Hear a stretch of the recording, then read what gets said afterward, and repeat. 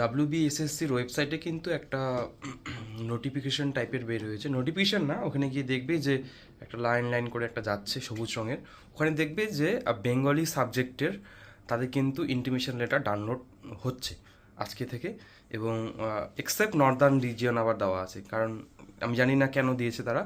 তো যারা যারা বেঙ্গলি সাবজেক্টের আছো তারা গিয়ে একবার চেক করে নাও, তোমাদের ইন্টিমেশন লেটার ডাউনলোড হবে।